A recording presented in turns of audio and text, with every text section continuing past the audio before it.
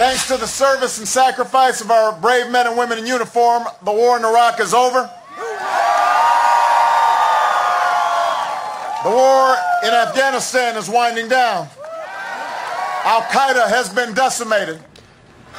President Obama made that statement November of 2012, just days before the election, and people believed it. He won another 4 years. Right. The terror group now taking over 2 key cities in Iraq. News that is both frustrating and heartbreaking for Debbie Lee. Her son, Mark Allen Lee, was the first Navy SEAL killed in Operation Iraqi Freedom. Debbie joins us now. Good morning, Debbie. Good morning.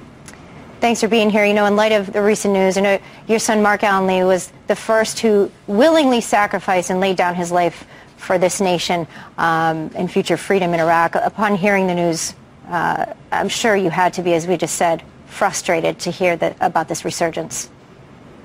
Yeah, you know, it's heart-wrenching. It's disgusting to know that our sons, our daughters laid down their life in that part of the country. But for me, it really was no surprise when I heard the announcement that Obama had made the choice to pull all of our troops out of Iraq and not leave anybody there to provide stability to that country in the transition, to make the Passover, to continue the training. This is the consequences of those choices that were made. And part of the story of Ramadi and Fallujah is the people of that area stood side by side with our soldiers and took their cities back. And when our troops were there, and just as they left, that area was quiet. It was settled. And little by little, al-Qaeda is able to come back into that region. And knowing that the president has called this a dumb war when he was a candidate, how does that sit with the fact that you lost your son in Ramadi in 2006? You know, I've been over to Iraq twice. I actually visited Ramadi in 2007, and I went back in 2010, got to see the difference that our troops had made, the successes over there. And as you said, we're seeing it now turn back into the hands of the terrorists. But it's disgusting to me that we have a man who sits in the White House whose title is Commander-in-Chief. I can't call him a Commander-in-Chief because he doesn't act that way. He doesn't lead our troops. He doesn't support them. And it's just, I'm sick and tired of our troops being used as a political pawn. And it has to stop. This is ridiculous. We have so many amazing admirals and generals who are serving and have our troops, the value of who they are, in their hearts when they make choices. But we do have some up there, just like our Commander-in-Chief, who does not value them, who does not respect them. And it is time for them to step down. Debbie, Mark's name literally means mighty warrior, and yes, clearly he's your inspiration in many ways. And since his great sacrifice, you started America's Mighty Warriors, which is an incredible foundation.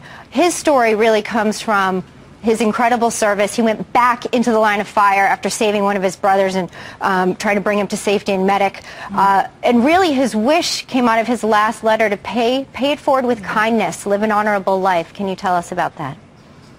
Yeah, absolutely. Amazing young man that I was blessed to be his mother. And as you said, his name does mean mighty warrior. And that letter was written about 2 weeks before he died. And I think somehow he knew what laid ahead for him. And that letter literally has inspired millions and millions of people around the world. And he ends that with, to my family and friends, do me a favor.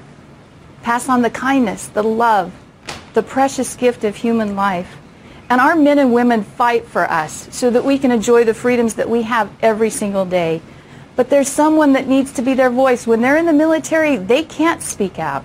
We need to do that for them. We need to make sure we're fighting on the halls of Congress to make sure they have rules of engagement that let them be successful, that they have the benefits, that they're not being cut like they are today. We need to stand for them. And we need to make sure we're there for our wounded warriors. One of the things we're working on currently is PTSD, TBI, physical needs, and we're working with HBOT treatments. And there's so many amazing things. And then our families of the fallen. They've given their very best for this nation. Yes. And as a country, we owe it to them to stand beside them and behind them.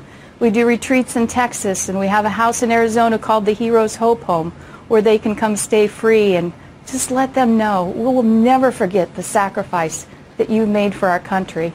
And it's because of Mark that I do this. Right. God gives me the strength to do what I do, but Mark's my passion.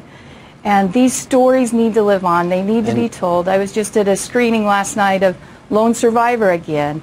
And an amazing movie. But the stories need to be on the screen. As a mother of fallen, to see his name on a memorial wall or in a movie, it's heart-wrenching. Gotcha. But their stories do need to be told. And you're doing that, Debbie, by coming on today and talking about Mark, who lost his life after a 2-hour battle in Ramadi, talking about where it sits today. Debbie Lee, thanks so much. Back in a moment. You bet. Thanks. Thank you.